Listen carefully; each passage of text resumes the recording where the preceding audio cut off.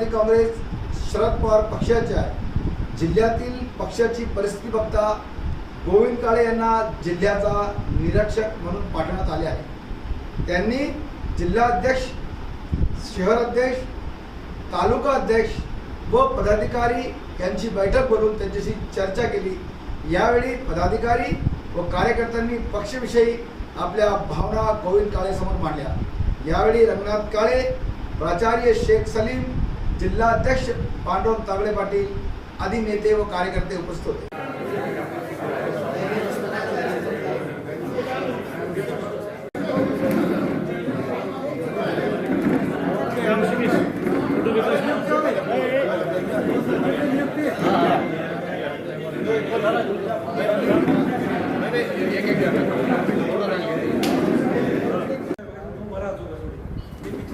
पक्षाच्या वतीने खूप मेहनत घेत आहे की यांनी एका कार्यक्रमाचं आयोजन केलं आहे की 14 एप्रिलला भरपूर घेतलं आपल्याला 9 वाजता सर्वांनी एकत्र मिळून पक्षाच्या वतीने अभिवादन करायचं आहे आणि तिथंच हे एक स्टॉल लावणार आहे पक्षाच्या वतीने। ते पहिल्यांदा तो स्टॉल लागणार आहे आणि त्या स्टॉलमध्ये लोकांना तिथे येणाऱ्या यांना की लाडूचं वाटप, पाण्याचं वाटप, या सगळ्या गोष्टी नियोजन पुस्तकाला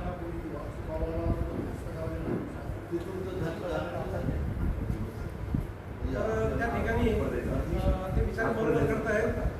आमच्या कार्याचे आशिष रावांना पाणी देणार आहे, काही बाकी अशा पद्धतीनं तुमचंही अभिनंदन आहे आणि त्या साहेबांचं अभिनंदन आहे की त्यांच्या पाठीशी उभं राहिलं, अजूनही कोणाला उभं राहिलं त्याला मदत करा, ते बिचारे गरीब आहेत। आम्ही नाही झालं तरी ते करणारच आहे, कारण त्याला सांगितलं कार्यक्रम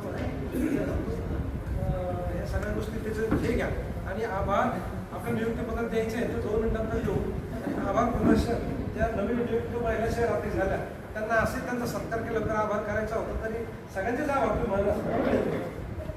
पक्षाची कामगिरी झाली त्याच्याबद्दल सुद्धा चर्चा करण्यात आली यामधून आणि पुढील काळामध्ये पक्षाला या जिल्ह्यामध्ये मोठं यश मिळवून देण्यासाठी ज्या काही उणिवा आहेत, पक्ष कार्यकर्त्यांची जी काही मतं आहेत ती सगळी घेण्यात आली आणि याची सर्व मतं पक्ष संघटनेतील वरिष्ठ नेत्यांना कळवून त्यांच्या मार्फत या जिल्ह्यामध्ये आम्ही संघटना वाढवण्याचा प्रयत्न करत आहोत। सर, आज महिलांची उपस्थिती खूप कमी होती, युवकांची उपस्थिती कमी होती आणि कार्यकर्त्यांची उपस्थिती कमी होती, काय म्हणणार पक्षांतर? नाही, खरं कसं असतं की निवडणूक झाल्यानंतर थोडंसं जे काही कार्यकर्ते असतात निवडणुकीमध्ये थोडंफार अपयश झालं तर त्यांचा उत्साह थोडा कमी होत असतो, ही संघटनेतली नेहमीची प्रक्रिया असते। परंतु काही दिवसांमध्ये तुम्हाला त्यामध्ये पण उत्साह दिसेल, महिलांमध्ये पण उत्साह दिसेल आणि काल परवाच महिलांची एक प्रदेशवर बैठक झाली होती मोठी, त्याच्यामध्ये इथल्या महिला पदाधिकारी मोठ्या प्रमाणावर गेल्या होत्या।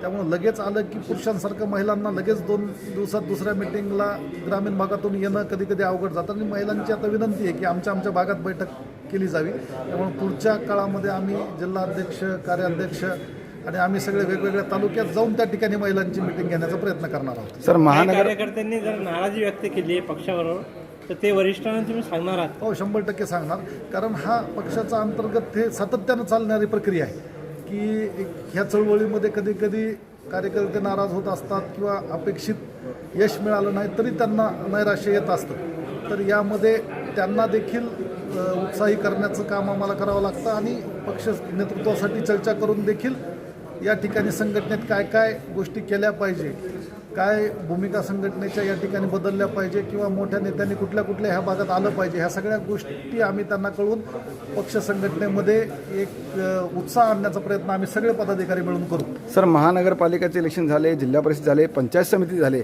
पक्षाची परिस्थिती खूप दयनीय होती, याचं कारण काय असेल? नाही, खरं आमचंच पक्षाचं नाही, तुम्ही जर बघितलं तर काँग्रेस राष्ट्रीय पक्ष त्यांना पण काही विशेष पाहिजे तसं यश या ठिकाणी मिळालेलं नाही, शिवसेनेलाही मिळालं नाही। एकूण काय आहे तर धर्मांध विचार जे आहेत आणि एक धार्मिक ध्रुवीकरण ह्या जिल्ह्यामध्ये करण्यात सत्ताधारी यशस्वी झाले आणि हीच चुकीची गोष्ट आहे। याच्यामध्ये वैचारिक जो काही आपला शिवशाहू फुले आंबेडकर ह्या विचारांचा जो प्रसार आहे ते करण्याचं आम्ही काम पुढील काळात करू आणि एक सर्वसमावेशक विचार या जिल्ह्यामध्ये पुन्हा एकदा पेरला गेला पाहिजे।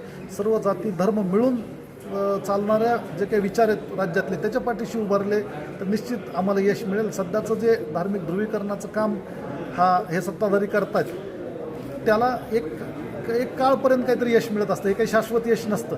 आम्ही लोकांपर्यंत गेलो आणि लोकांना जर ह्या सगळ्या गोष्टी सांगू शकलो, त्यांच्यापर्यंत पोचवू शकलो तर निश्चित आमचा पुढील काळामध्ये तुम्हाला आमच्या पक्षाचं देखील यश मिळालेलं या ठिकाणी बघायला मिळेल।